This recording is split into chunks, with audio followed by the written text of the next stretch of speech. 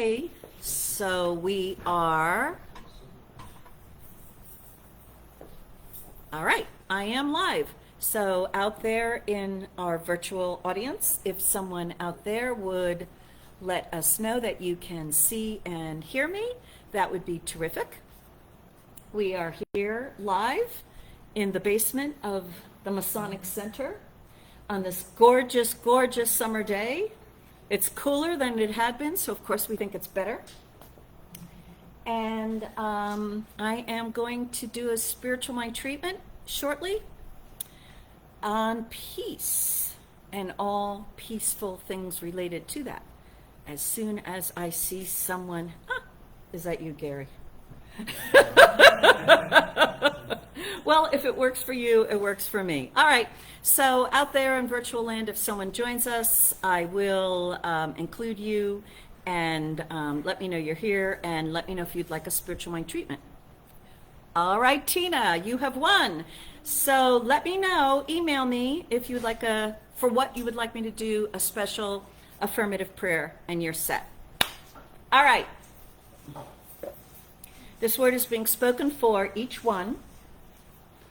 And if there's anyone on the planet or not that you would like to have included in this special prayer, just think of their name now and know that this word includes them. Also, if there's any concern you have about any situation or anything going on the planet, think of that and know that this word covers them, because this life is omnipresent.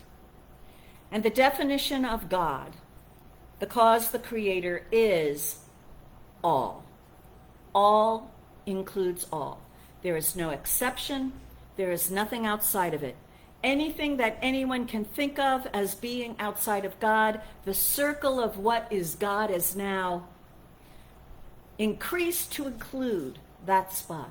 And so each one now considers every aspect of their thinking, of their world, and wherever there had been a thought of not God there, that divine presence, the definition of, is now expanded in each one's consciousness to include that spot, that place. Visible, invisible, tangible, intangible, omnipresent on all planes of action, always, continuous, all time, all space. If there's any thought of a moment when God might not be there, that circle of definition of God is expanded to include that moment. Any belief that something in the past is outside of God is now evaporated, because the circle of God is expanded to include all that is in the past. And so if there is anything in anyone's past that continues to live, affect that current now being, that continues to trouble or be a concern or a weight, that circle of the omnipresence of God now includes that event. And because it includes that event, this event is also now affected by this conscious knowing. There is one life. That life is God's life. And that God being God, that life is perfect, whole, and complete. It is the all good, because it is all power, it is all intelligence, and it is all love. And so that divine always seeks to express itself in wonderful ways. And its urge to express that magnificence that it is continuous, continuously fulfilling itself, so that in this moment, that loving presence is fully satisfied with itself as it desires to express even more of itself. It is so joyous in that which it is being here now, that its complete freedom is fully committed to creating an even more glorious moment in the next.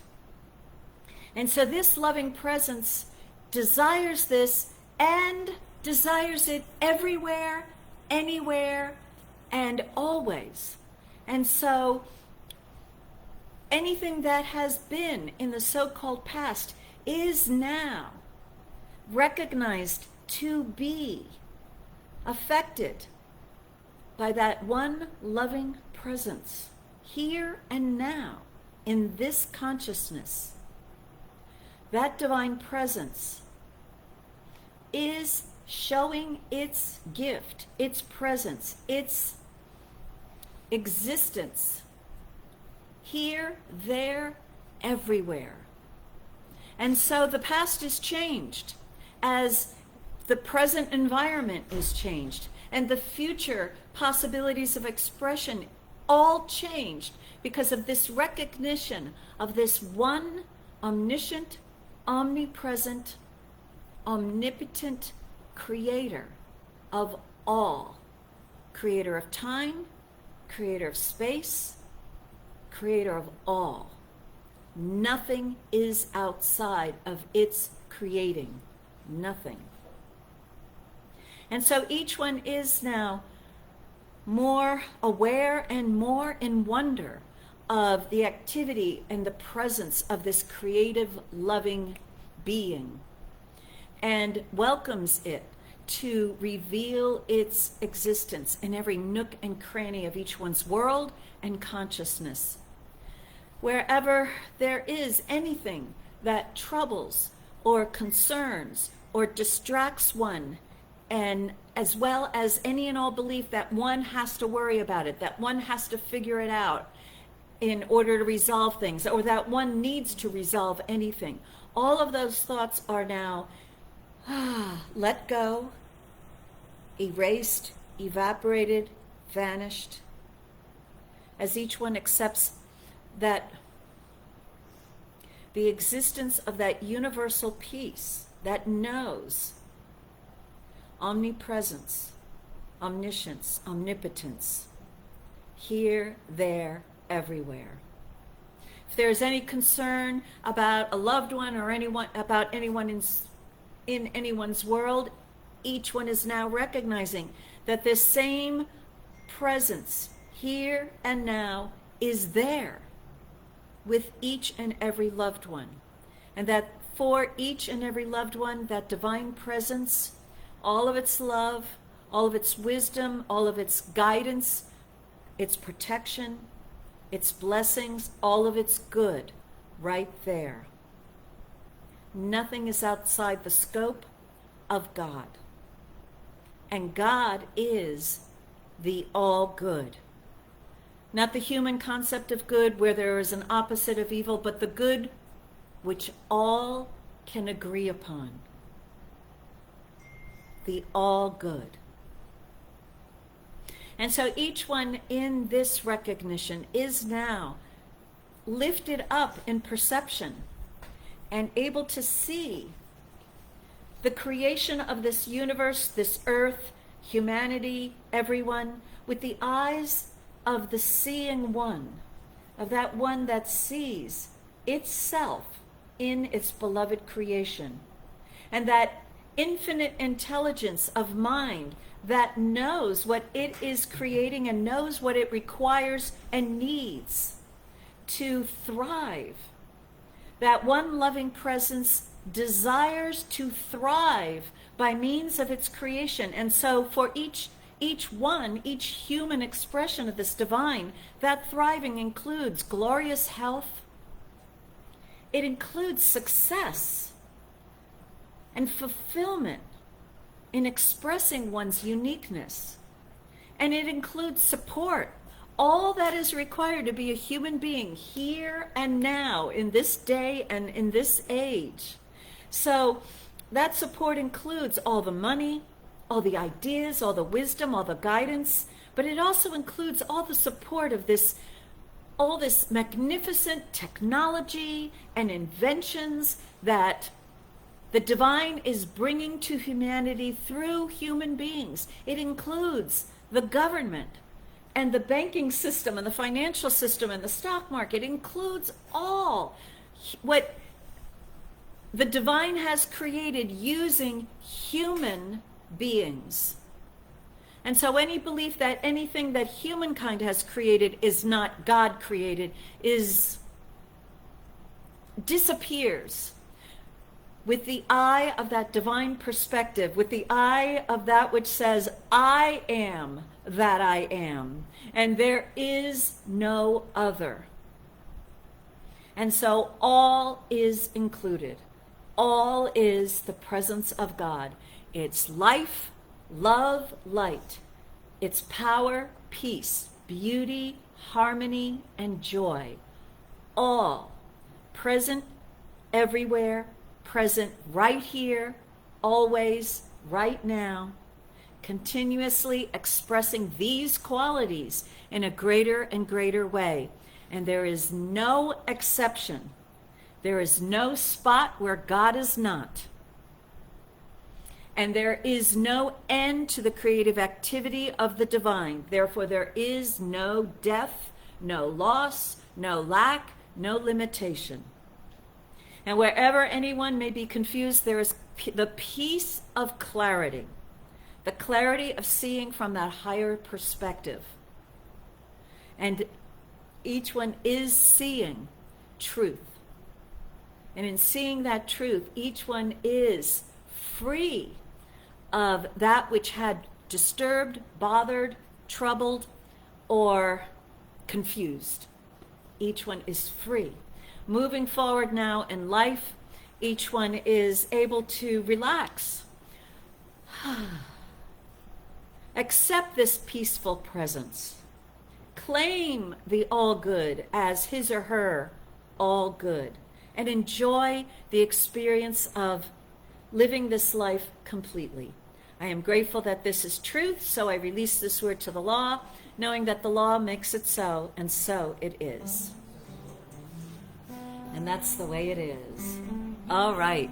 So Debbie, good morning. Clee, Margit. Raoul, good to see you too. And Margit's from Germany. She goes, never before I was so grateful about technology. Yeah, we got it. Who knew? Who knew that would end up so well? All right. Let's move forward. Reverend Rich will sing for us.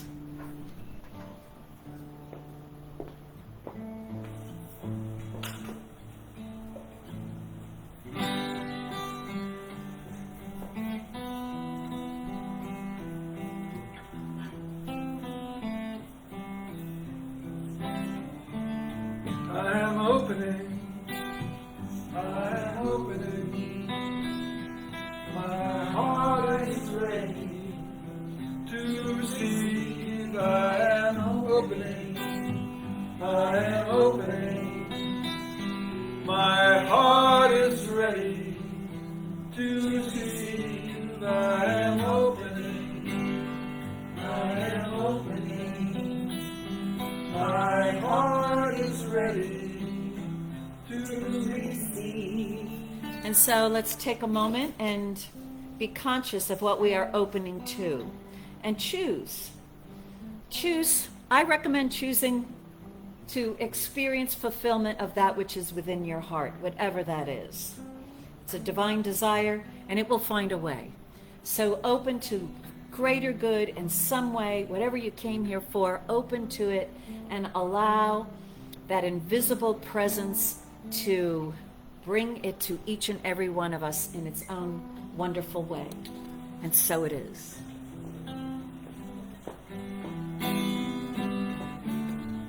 I'm opening, my heart is ready to receive. I am opening, my heart is ready to receive. Good morning. Good morning. Good morning. Good morning. Is your heart ready to receive? Yes. I'm Jon Heron, and I am a practitioner here at the Center for Spiritual Living, Princeton. And yesterday I told Reverend Karen I would like to do the welcome. And then I had absolutely no idea what I was going to say. And And then I thought, well, I'll just, think about it. Usually what happens is my own spiritual practice, there's something that I'm thinking about, and I talk about that. My mind was a blank. And then I woke up this morning, and my mind was pretty much of a blank. And then Reverend Karen mentioned something about what she's going to be talking about today. And it struck me, a fairly obvious thing. First, so this is a practice that I'm doing. Part of, I'm taking a class in the teachings of Emma Curtis Hopkins. You may be familiar with her name. She was a New Thought teacher, a great mystic, late 19th century. And Ernest Holmes went and studied with her too. And there's a treatment that she has. She did treatment in a different form than we usually do it. And I've been doing this on a regular basis. And the first part of the treatment is this wonderful statement, which I thought I would share. I, as spirit, do not accuse the world or myself of lack, loss, or limitation. All that I see and experience everywhere I look is infinite living blessing. So this is our welcome for today. All that I see and experience everywhere I look is infinite living blessing. I've changed the words a little bit to work for me. And so I was thinking, okay, all that I see everywhere is infinite living blessing. And I'm supposed to get up here and make this statement about what the Center for Spiritual Living is. And it struck me, those words, the Center for Spiritual, each one of us is a center for spiritual living, if that's what we choose to be, right? And there's a reason why it's important, I think, for there to be not just us as individual center for spiritual living, but a place where we can go and be with other people who are centers for spiritual living, right? We know that statement that Jesus made, wherever two or more gather in my name, I am there. I don't remember the exact statement. So if we don't take that as a religious statement, we take it as a statement of principle, that when people who are actively engaging with the level of consciousness that we call spiritual, when they gather together, there is something more that is present. And that's why there are places like this, a place where you can come on Sunday morning. And my personal belief is when you're physically here, it's a little different than when we're there digitally, right? There's also a connection, whether you're digital or physical, but there's a reason to be physically in a room with people who are living the highest consciousness they know how to live. So I wanted to, when I was thinking about that, I thought one of the reasons why I come to this place, and I have online resources that I use, groups that I join, I get to hear other people's, the way other people deal with difficulties in their lives from a spiritual perspective, right? Why do we read the life of some spiritual person like Emma Curtis Hopkins or Ernest Holmes or anything like that? It's not that we necessarily are going to do what they do, but we hear that prompted by a higher consciousness, each one of us is guided in the practice that's right for us, right? And sometimes you hear it and you go, ooh, I like that. I'm inspired by that. And so there's a practice that I have. I've talked about it with some friends. It's been tremendously helpful to me, and I thought, I'm just going to share that. I don't know whether it'll have any meaning to anybody but me.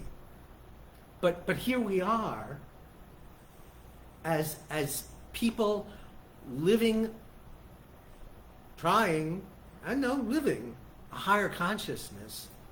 So here's my practice. I like many of us, I've done other spiritual practices before I came to this center. And when you do, I find when you do spiritual practice, there are days where I wake up and I'm so inspired and uplifted, and there's joy, and it's not just, I would call it a worldly joy. There's more. Spirit is present, right? And then the way things go, a few days later, it's like, what was that about? Oh man, do I feel lousy, right? It's like I said before, I thought, oh, I'm going to do the welcome. Something will show up. Nothing showed up until here I am. So it's something I was concerned about. When I was a little younger and in other spiritual groups, I always thought that when I was at the bottom of the curve, I was a terrible person. I must have done something that God left me. And then it would go up again, and I'd be, joyful. And there was this process for me, and I blamed myself that I must have done something that I'm here now and not there. Right? And then I started studying and practicing this teaching, and I got a different idea for myself. And that is, when there are those moments for myself, when there are moments when I'm at the top of the curve, right, and I'm feeling really uplifted in the presence of Spirit in my life, in whatever way I am at that moment, I realize that for me, those are signposts. Those are a big sign that's saying, this is the way to go. It doesn't mean that when I'm up there, that I'm not again going to be at the bottom of the curve. It seems like that. I'm not a 20-year-old guy, you may notice. So I've been doing this for a long time, and no matter what I do, it seems that there's always this movement, right? But what I've learned is, here's the analogy I have. If I want to go from Manhattan to Philadelphia, I go through the Lincoln Tunnel. When I get out of the Lincoln Tunnel on the Jersey side, there's a big sign that says, Jersey Turnpike, keep right, Pennsylvania Turnpike, exit 6. Once I pass that sign, so if I'm going toward Philadelphia, I guess I got to go toward the Pennsylvania Turnpike. Once I pass that sign, it's not there anymore, right? It's back there someplace. I have to have the faith that that sign was sending me in the right direction. Right? So I keep driving. What's my other choice? I can circle back and check the sign. Did I get it right again? Isn't that, there have been times in my life where that's what I do. When I'm at the bottom of the curve, I go, I missed it. I must have done it wrong. And I go back. Right? Now the way I think of it is, I saw that sign. I have to have faith that that sign was right. So I keep driving on the turnpike. And lo and behold, I get to exit 8. And there's a sign again that says, exit 6, Pennsylvania Turnpike, take 486 to Philadelphia. I may have the numbers wrong. I don't remember the numbers. Right? Don't follow. Yeah. It says, so the sign gets more specific. Oh, yeah, I've had that faith, and I've been going along, driving along, not sure, but that sign back there said, Pennsylvania Turnpike, exit 6. Okay, so I'm going toward exit 6. I get to exit 8, a little closer to it. There's another sign, it's more specific. Then I get to exit 6, and sure enough, it says Pennsylvania Turnpike. Take 486 to Philadelphia, exits 9, 10, and 11, let's say, right? It gets more specific the closer I go. So for me, when I'm at the bottom of the curve, and God knows, it happens plenty enough, when I'm at the bottom of the curve, rather than crashing and thinking, I did a terrible thing, I'm a terrible person, God hates me, or whatever, right? Now, I remind myself, that was that sign back there, and the sign for me was the last time when I truly felt uplifted. And I knew, because in those moments, we know that those things are true, right? We know that love is present. We know that infinite blessing is present, or however it presents to you, right? So I need to trust that sign I saw back there that said that infinite blessing is present in everything, that was a real sign. And I keep going in that direction because I trust the sign was right. And as I start getting closer, it comes back. I get more information. So that's the way I look at that whole process for myself. I hope that has some value for people. Because I notice that people who do spiritual practice, it's so easy to get into the process of, I must be doing it wrong because I'm not feeling it now. I'm not knowing it now.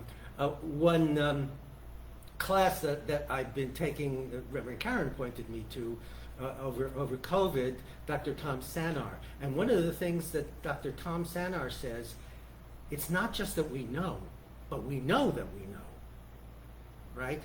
So, yeah, I've had that experience that says there is infinite blessing. And that's what the world is, and that's what everything is, right? I'm not having it now, but I not only know that that's true from here, I know that I know, even though right now I'm not knowing it, if that makes any sense, right? So for me, that's what the Center for Spiritual Living is about. Being with people who are living these truths and sharing. We get uplifted by each other, two or more, right? It's a reason to have a place like this. And okay, we can't be here physically. We can do it on Zoom. That also creates, although as I said, I have a very deep belief that there's a consciousness that's shared when we are physically together. So I hope that's of some value. That's my welcome today, a welcome to a higher consciousness, to faith. What's the last signpost that you saw? Are you following it with faith? Do you have enough faith not to circle back and check, did the sign really say that? But to move forward. And that's what we do here. So I know my friend Susan Neat is not here today. Probably not this Tuesday, but the following Tuesday she'll have a meditation session on Tuesday nights. You can get it on our Facebook page. And so welcome to the Center for Spiritual Living that you are. Yeah.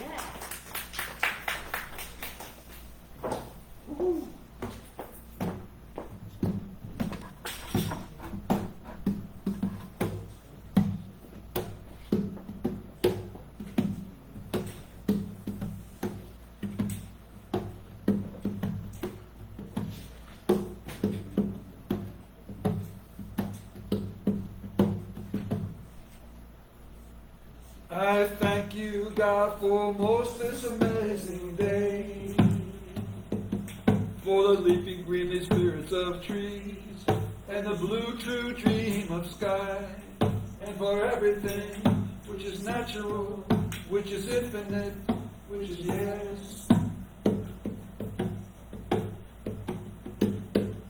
I thank you, God, for most this amazing day, for the leaping green spirits of trees, and the blue true dream of sky, and for everything which is natural, which is infinite, which is yes.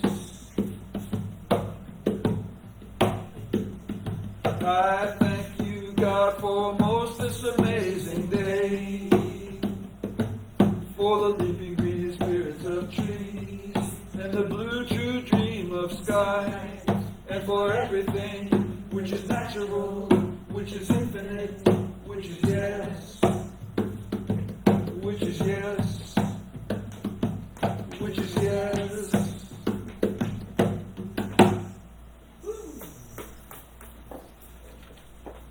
Oh, speak to this. But they want to see you. You want to see me? Hi. Good morning. I'm Regina Quince, one of the licensed practitioners at the Center for Spiritual Living, Princeton. So I'd like to speak to who is out here, kind of like what Jon was saying. You know, for you who are present, I tend to look there, but I don't forget you, but I tend to look out here. So thank you. Thank everybody. So today we're going to read our meditation. I handed it out to everyone. Deja's going to share with you Reverend Rich and Reverend Damaris, another one of our licensed practitioners, has the Spanish version. And so you may recall that we used to do this a lot. Well, we had a little conversation, a little blah, blah, blah, blah. Why don't we do this? So here we are. So we're doing it. So what I'll do is paragraph by paragraph. Okay? So, I'm going this way. Oh, there we are. Okay. So, if you don't mind standing, it's up to you. If you're right. So this is the meditation. Today I receive the gifts of heaven. Today I know that even as I ask, I shall receive. Therefore I meet life in joy and gladness. I expect to be guided and intelligently directed in everything I do. I expect to meet good, love, and friendship everywhere I go. Hoy recibo los dones del cielo. Hoy sé que así como pido, recibiré. Por lo tanto, encuentro la vida con gozo y alegría. Espero ser guiado e inteligentemente dirigido en todo lo que hago. Espero encontrarme con el bien, el amor y la amistad donde quiera que vaya. And even as I expect to receive, so I desire to give. It is my sincere desire that everyone I meet shall be blessed, that everything I touch shall be made whole. It is my desire that joy shall flow from me in peace and happiness, bringing a sense of well-being and comfort and assurance to those around me. E incluso cuando espero recibir, así deseo dar. Es mi sincero deseo que todos los que conozco sean bendecidos, que todo lo que toque sea sanado. Es mi deseo que la alegría fluya de mí en paz y felicidad, trayendo una sensación de bienestar, comodidad y seguridad a quienes me rodean. Lifting up my own thought to the secret place of the Most High within me, I feel that I receive a benediction from heaven, and with it the gifts of life which I freely distribute.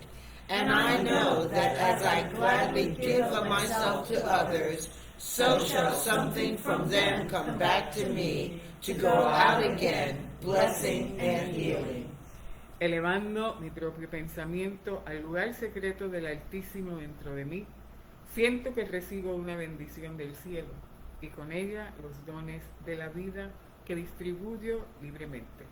Y sé que así como gustosamente entrego de mí mismo a los demás, así algo de ellos volverá a mí, para salir de nuevo bendiciendo y sanando. And now, may the presence of the great and divine giver become real to us, and may the gifts of heaven be received by us, and may the good we possess be shared with others. Y ahora que la presencia del gran y divino dador se vuelve real para nosotros, y que los dones del cielo son recibidos por nosotros, y que el bien que poseemos es compartido con nosotros. Así es. Thank you. Please be seated. So this is good. This is good. Today I'm going to read an essay from 365 Days of Richer Living by Ernest Holmes and Raymond Charles Barker. And then I'll state a affirmative prayer, or what we call spiritual mind treatment. So relax. Let's take a deep breath. And release. And hear the words of Holmes and Barker. God takes care of me. Omnipresence surrounds me, and omniscience is mine. Never for an instant does God separate himself from his creation. Always there is an abiding presence and a beneficent power. I am forever established in my good, for wherever I am, there is the law to produce it. I am never forsaken and never alone. As I turn in thought to God, all love appears in my heart, and all peace acts in my mind. People unconsciously respond to the Christ within me and share their good with me. I have divine protection all through the day and night. There is nothing to fear, for divine intelligence is my inner security. I am led in paths of blessings. A loving presence enfolds me, and a security not born of man is mine. Never again will I fear the future, regret the past, or be anxious in the present.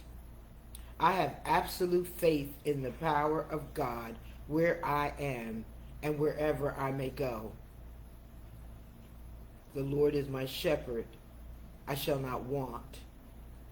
Heaven is where I am, and God is my only reality.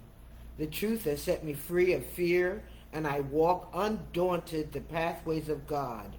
Immersed in my good and aware of it, I laugh at fear and declare my faith.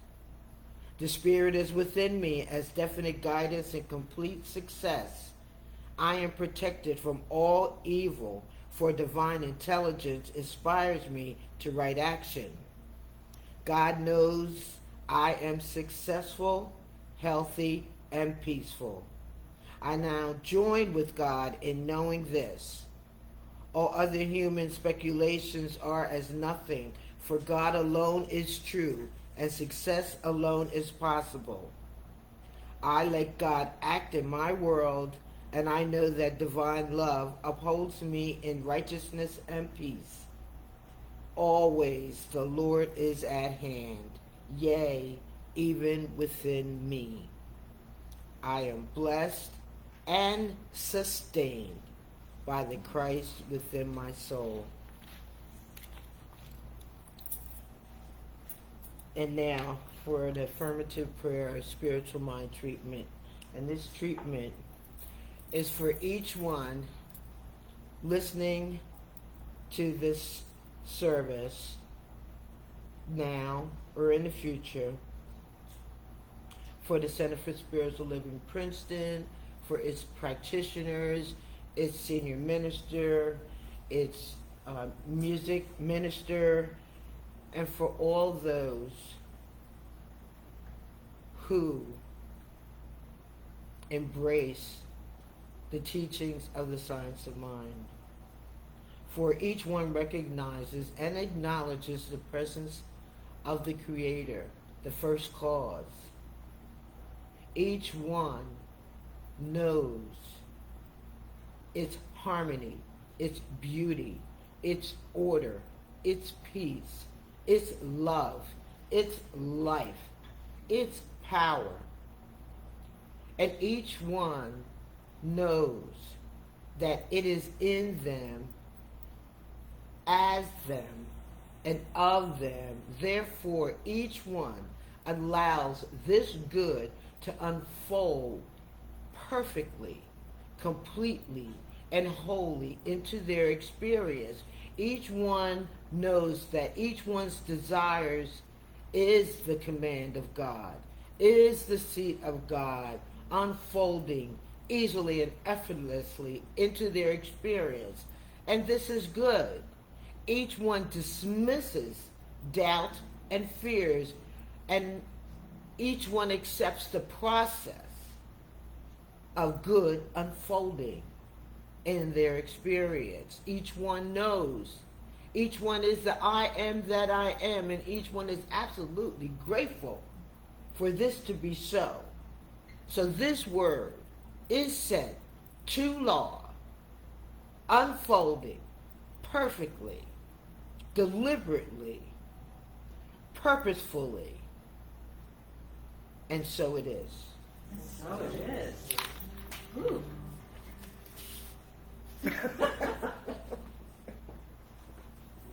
Regina.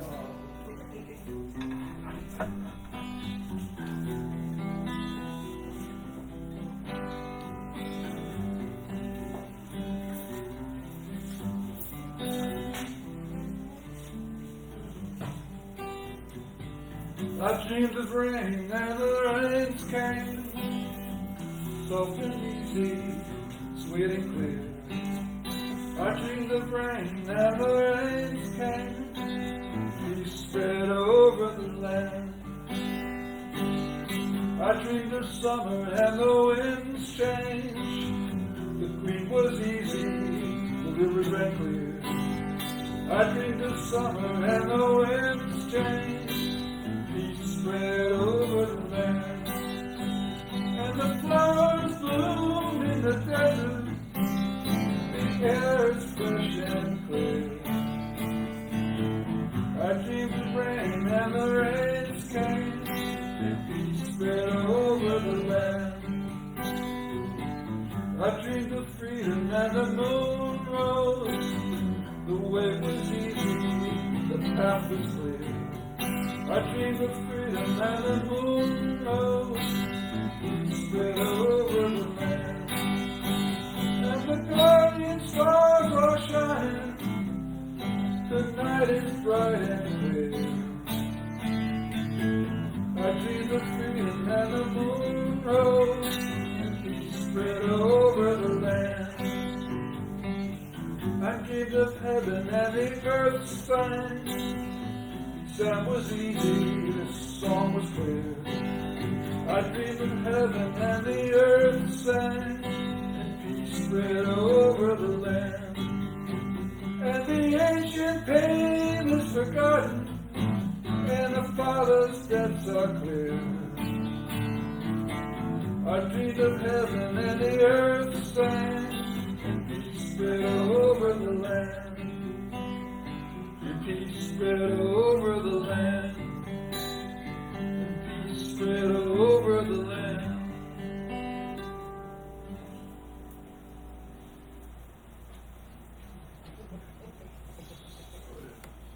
And so it is. Okie dokie. Get the pretty pictures in the background. Sort of. Okay. And the people in front of me, and the hello there, everybody there who's been here. Wilkester, Orange, hello, welcome. Your new name. And Scott, welcome to you too. Welcome for those of you who are here. And so, wow. We've got some consciousness here in the room, don't we? Such good. I mean, John and Regina, woo, and Damaris and Reverend Rich, I mean, such richness, and I've got nothing to add.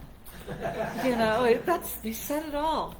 I was having difficulty, I guess, an internal experience of difficulty in declaring what the topic is for today, and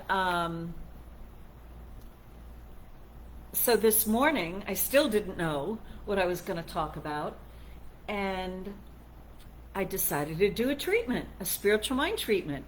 And so what I do, and for those of you who would like to use this when you need to make a decision or know what's going on or get an answer, whatever, the treatment is the same. The treatment is, there's an infinite mind that knows all, and that's the mind I'm using. And this infinite mind knows me completely. And in my treatment, I also included, and it knows each one who will be here listening to this talk.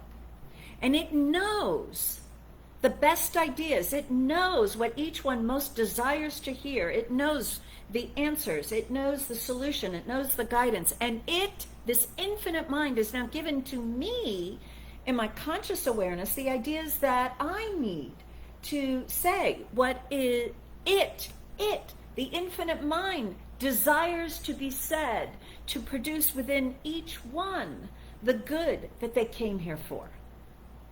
And therefore I know the topic. Thank you very much. Let it go.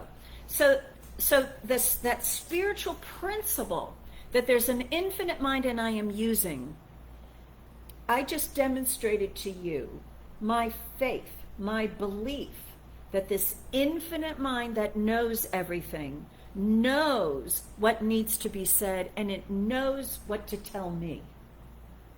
I have built that faith. So I recommend, wherever you have a decision, or you need to know something, or you need an answer, guidance, whatever, to use that same treatment to build your faith that you can rely upon this to give you what you need to receive. Now, of course, I could have done this days ago, but I was busy. And being human, I was thinking, oh, I'll figure it out, Karen, without the recognition of this universal mind. And when that didn't work, I had to turn to God.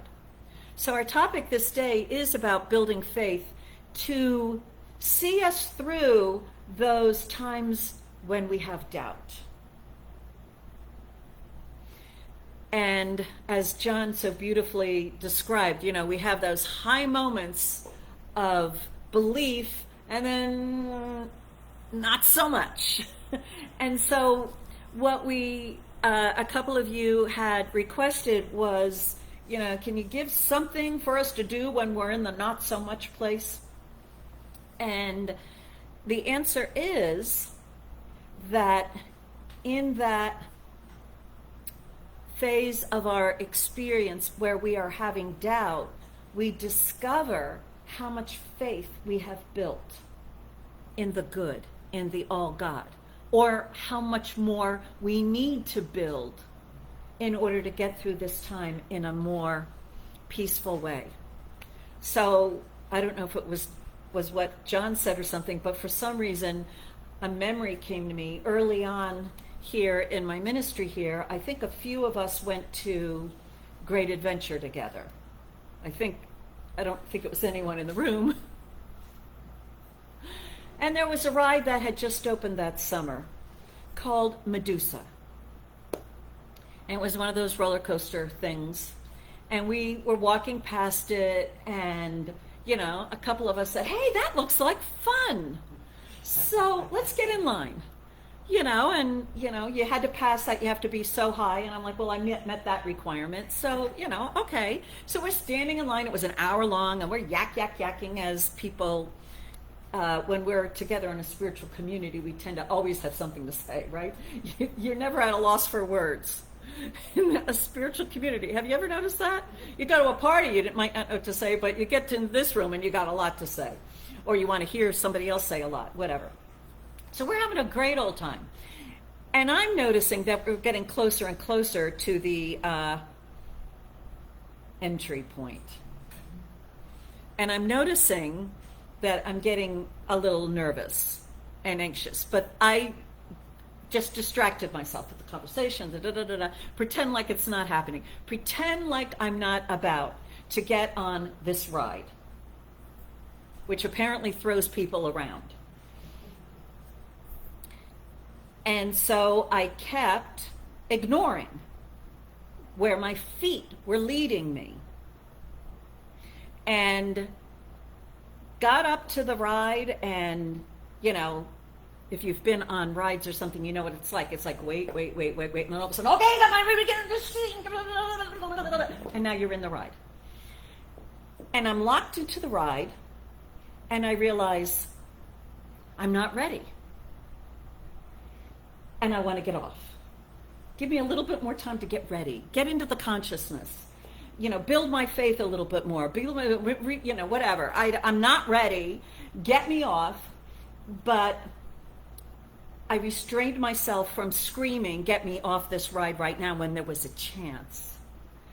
And so the ride left the gate, and there was this long, long, long climb up the first hill.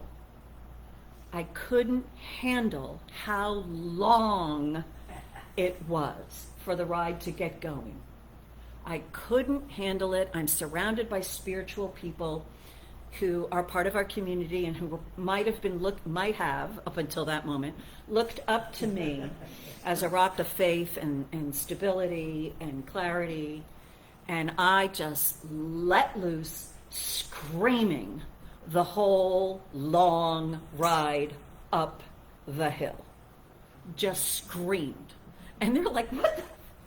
Nothing's happening." I'm screaming. Nothing to be done. I'm trapped. And I was looking for a way out, but there's no way out. You're going. That's it. You did it.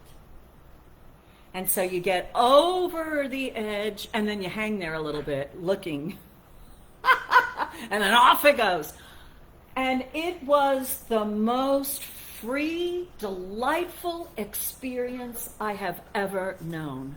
The way they had you locked in was somehow all your limbs were free, and you just were thrown around like a rag doll, and I loved every single minute of it. It was so joyous, and I was hysterical, now laughing. And so that happened some 25 years ago. And what I can deduce from that experience at that time was my faith was enough to get me going into moving toward my greater good, but apparently not enough to allow me to enjoy the anticipation of that defining moment, the moment of no return. And so I knew I needed to build up my faith so I could enjoy that moment too. Or build up my trust in divine guidance so that I don't get in the line for the ride. You know, it's my choice, but I realized I needed to build my faith so that I don't have that, stretch of time where I'm just absolutely hysterical, but trapped. So I think of Robert Bitzer, Dr. Robert Bitzer, teacher of this work, lived a very, very, very long life in good health. He credits it to when he was growing up back over a century ago, they used to, in the obituaries, write what it was that the person died of in detail, what it was. And as a child, he used to read all these obituaries every day, and he would say, "Oh, Lordy, Lordy, don't let that happen to me. Oh, Lordy, Lordy, not for me, not for me." And he came to believe that none of that he had said, "Oh, Lordy, Lordy, not for me," would never happen to him. Well, he had faith in, that little idea, but he also had the faith of his years, decades, almost a century of knowing spiritual truth day in and day out. And he shared that at a certain point later on, I guess he was in his 90s somewhere, he had to go in for some sort of medical procedure or something. And at that time, at that moment, he wasn't able to do a good, clear spiritual mind treatment. And maybe he was scared because something got in the way of his ability to do a good treatment. And so he just announced to himself, "God, every treatment that has ever been given for me, for my health, is still in the law. I'm taken care of." That's the kind of faith I want to build. That one of the things that we teach, but it's not talked about a lot, And it maybe just have been my teacher who said this, because I don't notice that I hear that much around other people, and maybe I don't talk about this enough either, but this is the thing. When you give, or when I give, when anyone gives a spiritual mind treatment, you are creating an entity, an idea, a seed. A seed has potential to grow forever unless you dig it up, unless you destroy the seed, unless you say, no, whatever. And so the thing about a spiritual mind treatment is you don't even have to remember it, that it was given, for it to still be present, guiding you and operating through you. And we want to be able to believe, to trust a spiritual mind treatment that it's in the law until I say no. And then never say no. But to realize. And so when I have clients who come to me who are maybe very emotionally distraught or something, they're going through, they're on that ramp on Medusa, and they're screaming. I get it. They need something to cling to. And so sometimes what I would suggest is that I'm going to give you a spiritual mind treatment. And this is what I want you to know. You don't have to remember everything I say. You don't have to remember what's in the treatment. You don't have to remember anything. And there's nothing that you have to do special. You don't have to be in high consciousness, nothing. This is all you have to do. When you get scared, as often as you want to do, you can say, that treatment that Karen gave is still in the law. That's all you have to do. And you can hang on that. You can trust that. And it seems to support people. And that's why we come together in a spiritual community. And for all of you in the world, you go to our website, cslprinceton.org, and you can make a prayer request. It's free. It's a gift. I mean, our practitioners, Reverend Rich and John and Regina and Damaris, they are, they came up and spoke here right now, but we have a bunch of other people, right, and more practitioners in the room. They're all waiting, right, for me to send an email saying, we have a request. Please accept this and let me know that you'll do the spiritual work for a whole week for this particular whatever. And, do you get enough of them? No, I haven't sent any out to anybody for weeks. It's free! And it is a way to ride up that first hill of Medusa, hanging on to something. There is deeper aspects of spiritual work that our higher self knows to not let that human personality enter into it, into those fears and those dark nights and those memories that are just too terrifying to relive.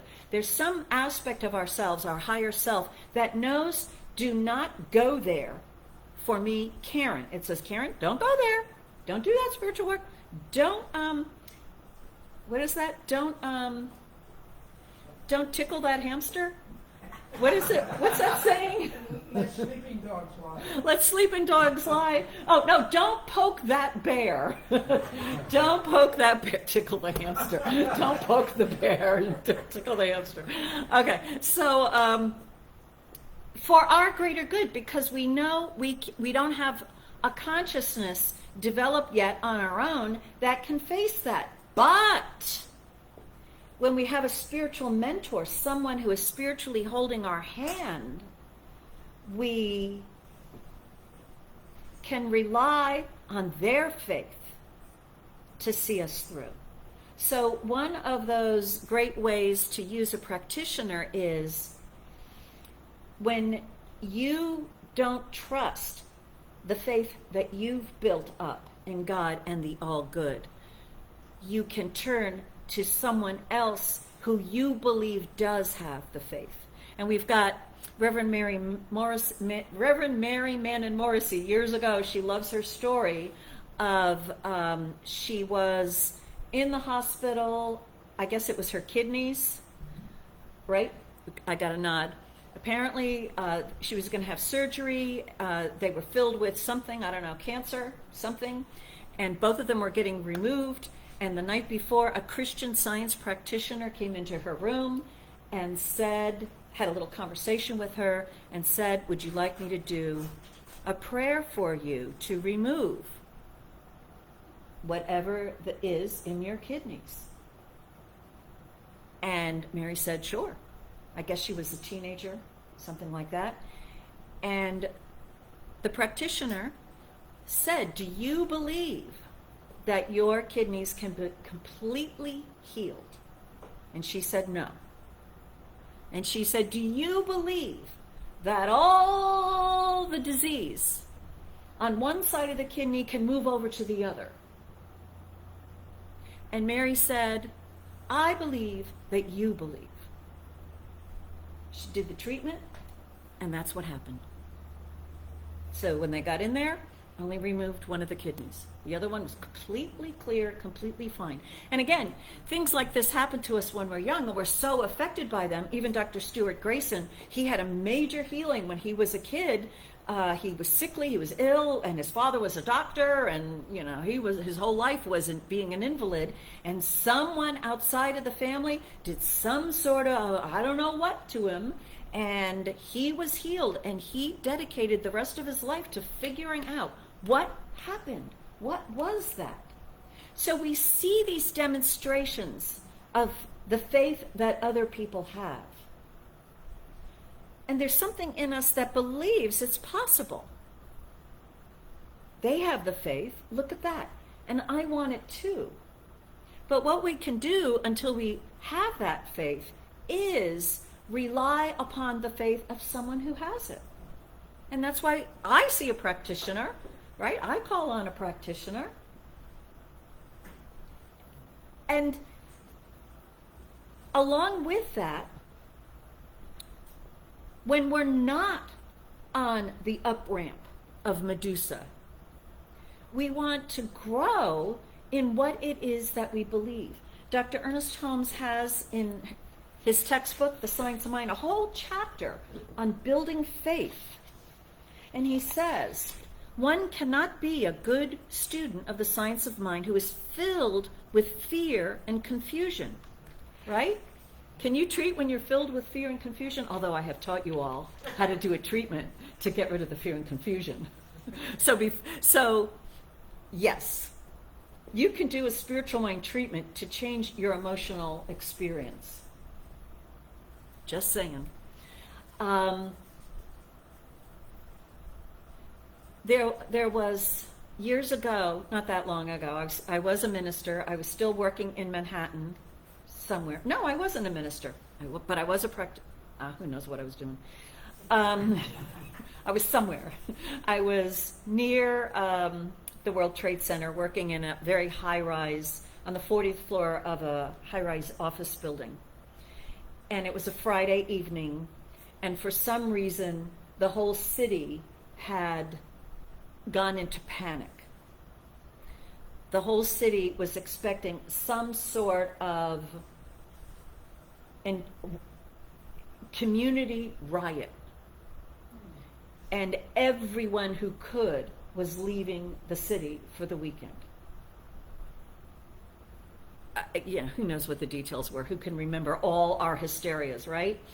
And the thing is that I was working till 5:30 in this office building, and as it came time for me to leave, I'm a good student of the science of mind now, all of a sudden I picked up the panic of the world, and I was afraid to leave the office. And everyone else had already left and gone home, not that they were going to be, but I was all the way downtown, and my usual way home was to get on the subway and ride it all the way up to the 80th Street or something, so it's a few miles, and I was afraid to leave the office. And I remember sitting there going, well, you could stay here all weekend, you're safe here. I'm like, I don't want to stay in an office building on the 40th floor all weekend. You got to get out there.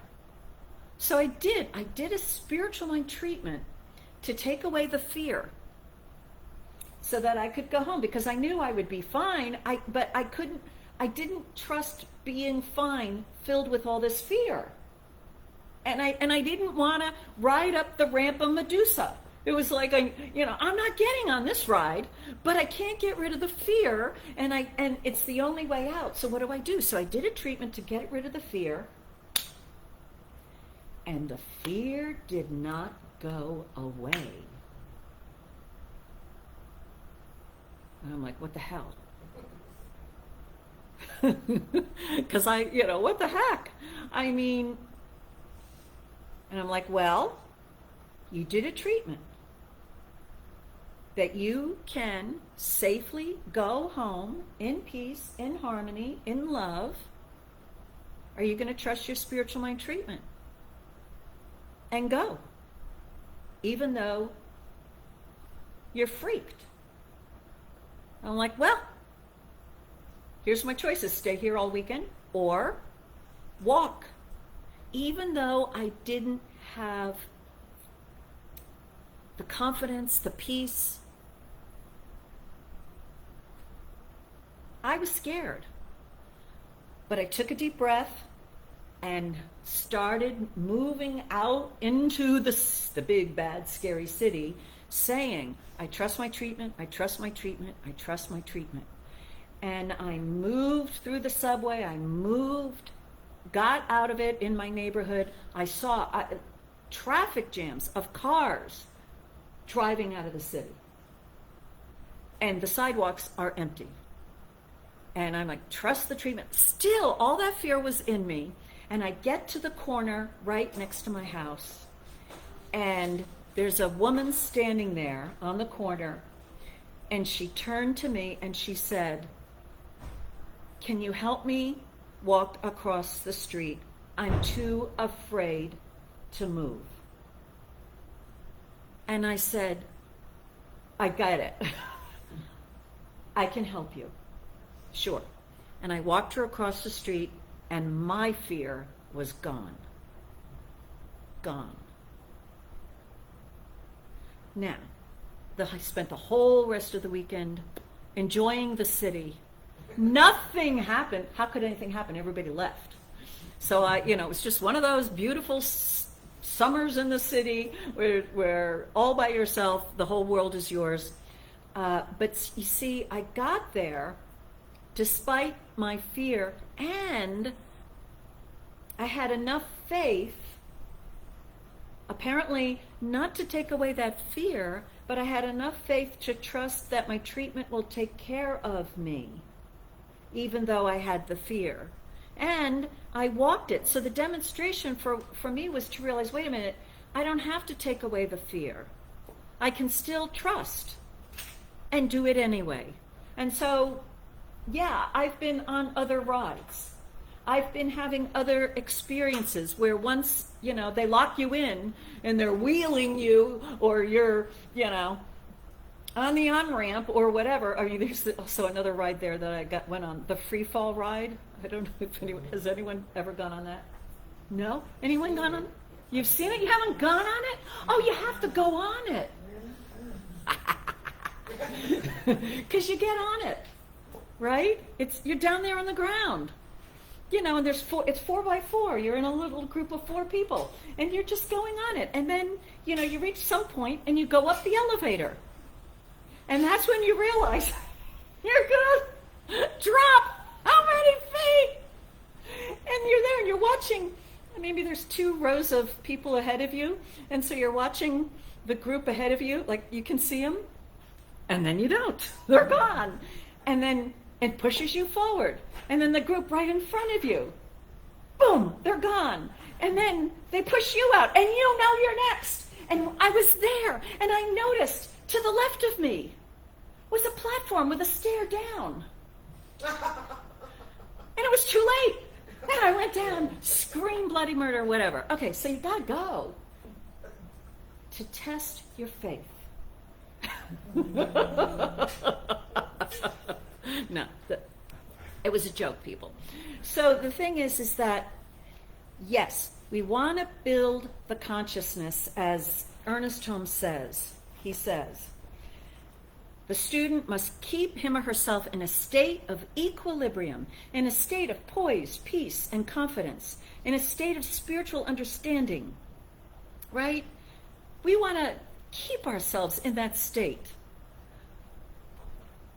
And I give you permission to do things when you aren't in that state, and to trust that your consciousness is enough for those valleys of faith and connection, those times when we are feeling we are all alone, when it looks like we are all alone, when we're filled with doubt, when we're filled with fear, when we can't see the way.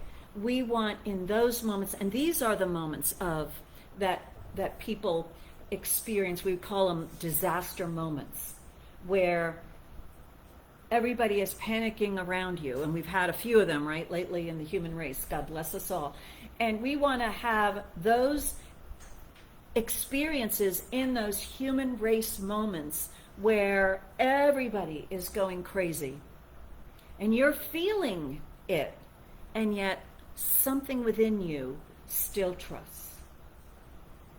You're still able to move forward. Keep moving. I actually listened to that Broadway song, Move On my way here this morning. We want to be able to keep moving forward, and then enjoying more and more of what this life has to give. And then eventually what happens, I believe, is we might stop having that need to scream on that up ramp to the Medusa, although I haven't reached that state of consciousness yet. But more of spiritual truth is with me to back me up when I am and I will be on that next up ramp to the ride of the lifetime, right? You notice I haven't gone on Medusa ever again. Once is enough, right? So with that, let's move forward and contemplate it, and I will come back and do a spiritual mind treatment for us to build in our confidence in trusting our faith at whatever level it is, so that we can face anything that we might need to face. All right. Reverend Rich. So you don't think the fact that they named it Medusa was a clue?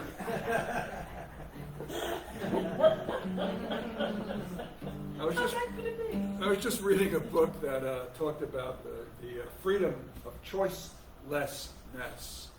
And when you were going up the hill, you had no choice. So you were free.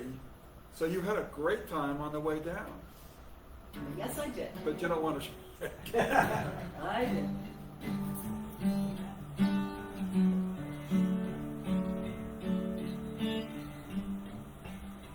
You can spend your whole life building something from nothing. One storm can come and blow away. Build it anyway. You can chase a dream that seems so out of reach. You know it might not ever come your way. Dream it anyway.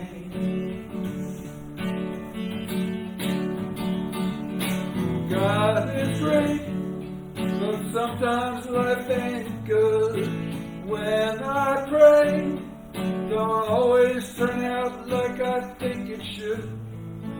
I do it anyway. I take that Medusa anyway.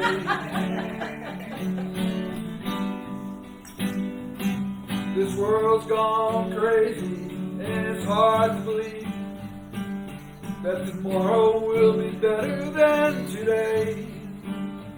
Believe it anyway.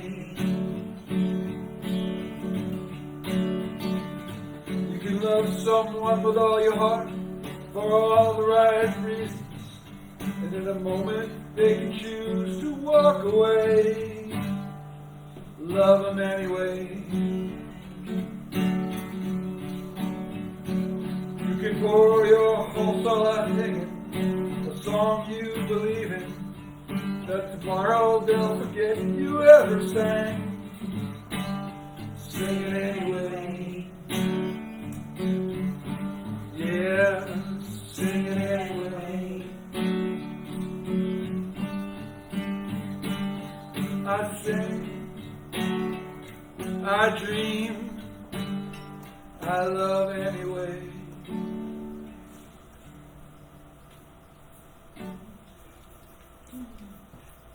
Thank you, Reverend Rich. Am I the only one that's kind of happy? Really, really, really. I am so grateful for that.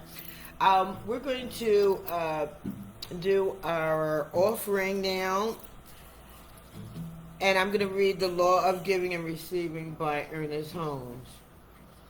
Everything in nature moves in circles. What goes out must come back. Unless the seed is sown, it cannot bear fruit. There must be a planting time for every harvest.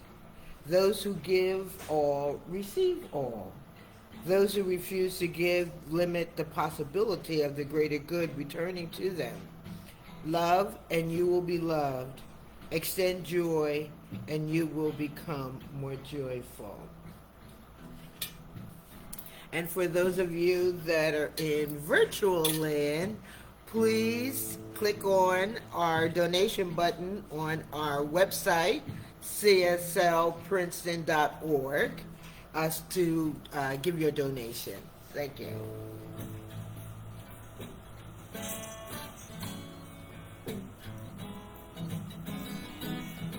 Grateful, grateful, grateful, yes, I'm grateful. Grateful, grateful, grateful, yes, I'm grateful. Grateful, grateful, grateful, yes, I'm grateful. Grateful, grateful, grateful, yes, I'm grateful.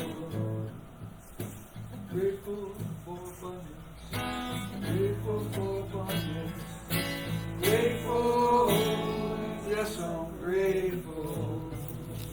The Law of Giving and Receiving by Deepak Chopra. I will make a commitment to keep wealth circulating in my life by giving and receiving life's most precious gifts.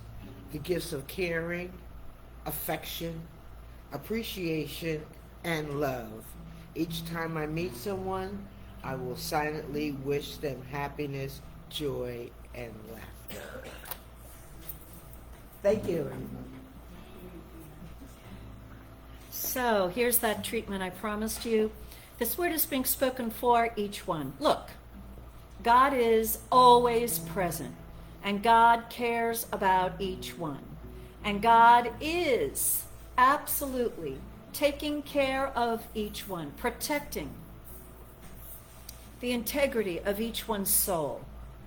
All is well, and the divine's intention is to have each one experience how well everything is in every moment and experience of their lives.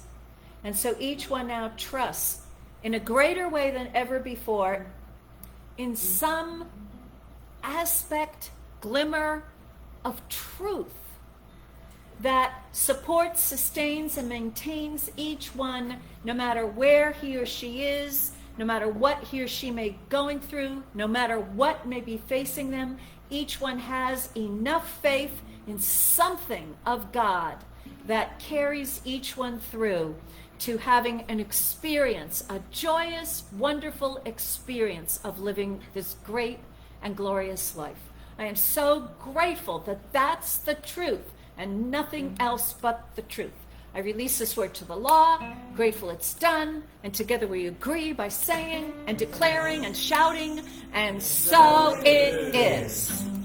That's the way it is. So it is. I said so it is.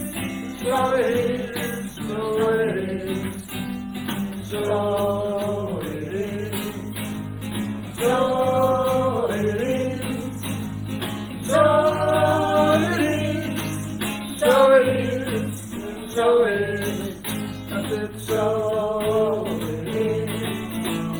So it is. I said so it is. So it is. So it is. So it is. And that's the way it is, folks. All right, so we're ready to go. Tina, Patrick, what is that name of that song? Love the lyrics. Oh, I wonder which song. He was singing Grateful during the offering, and so it is. Amen. Anyway, probably anyway. Oh, love it anyway. Anyway. It's called, okay, Patrick, it's called Anyway. If that's the one that you were, yeah, that's a really good song. Let me tell you. He will tell you who did it. Okay, Lynn, thank you for being here. Margie, thank you, Scott. I said hello to everybody else. And Patrick, we're coming back with the name of that song. McBride. Martina McBride. And on our website, Facebook, I should say Facebook page, pinned at the top, is the meditation that we read. Yes. So please go there and get your copy. Yeah, so you can say that if you missed that, if you just had to listen to it. Okay, so I'll see you next week. Have a wonderful week. Bye-bye.